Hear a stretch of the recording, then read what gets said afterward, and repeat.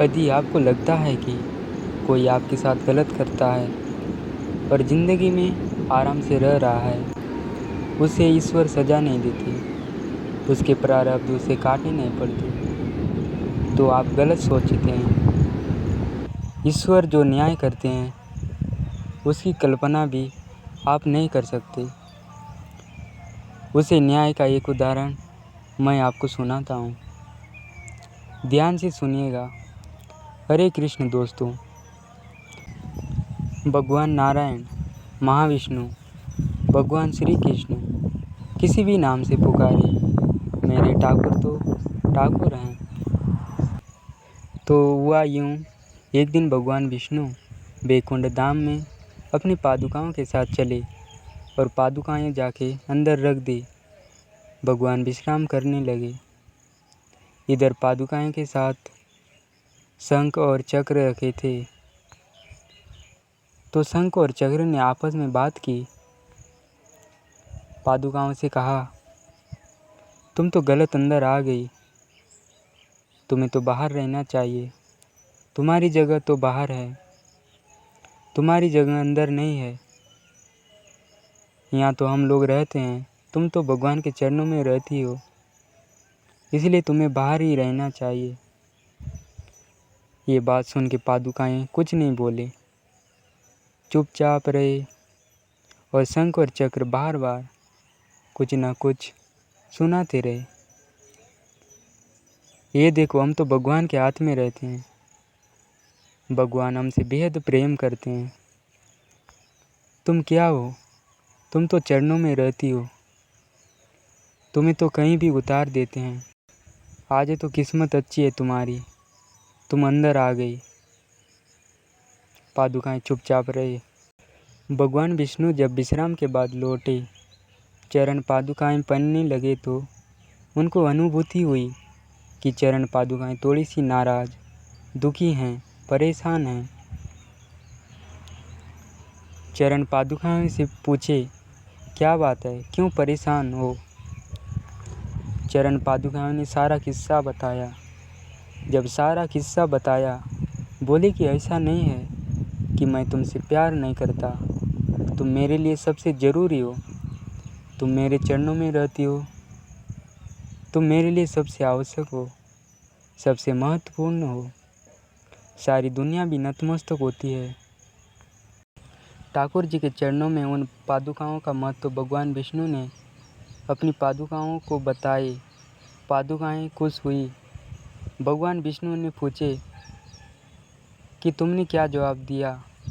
तो पादुकाओं ने कहा कि मैंने कुछ नहीं कहा, मैं बस चुपचाप सुनती रही।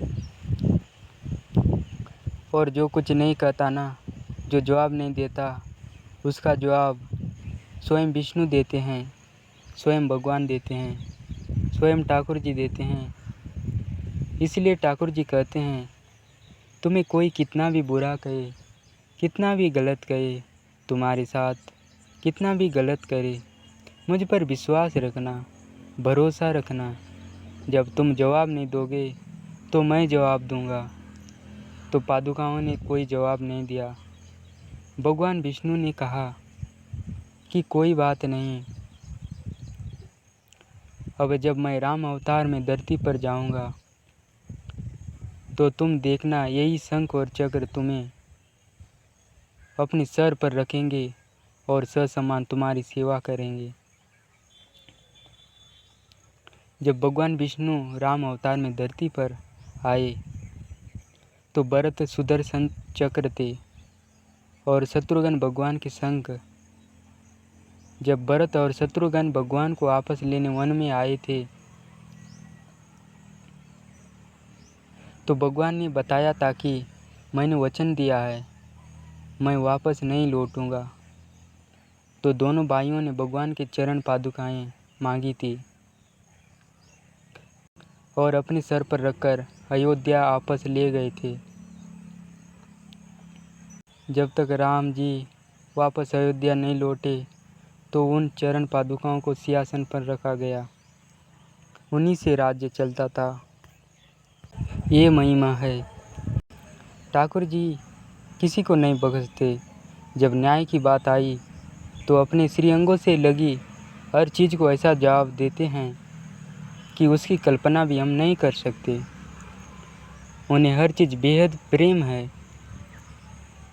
क्योंकि वह रचयिता हैं, रचनाकार हैं। सारी सृष्टि को उन्होंने रचा, सारी सृष्टि से प्रेम करते हैं। वो कभी नहीं चाहते कोई भी किसी को तकलीफ़ दे, कोई भी किसी को अपमान करे। इसलिए तो कहते हैं वासुदेव कुटुंबकम। पूरी पृथ्वी एक परिवार के समान है, तो इस पृथ्वी में परिवार के समान रहिए। एक दूसरे से प्यार कीजिए, एक दूसरे का सम्मान कीजिए, एक दूसरे के साथ रहिए। इस पूरे ब्रह्मांड में, तीनों लोकों में एक भी चीज़ ऐसा नहीं है जो निरर्थक है, जिसका कोई अर्थ नहीं है। ठाकुर जी ने सबकी रचना की है। हर चीज़ का अपनी जगह अर्थ है, हर चीज़ महत्वपूर्ण है। चाहे छोटी सी चींटी हो या बड़ा सा हाथी, कभी गौर से बैठ कर के अपने शरीर को देखिएगा और समझिएगा कि शरीर का यदि एक भी अंग कम होता तो आपके कितने कार्य बाधित हो जाते।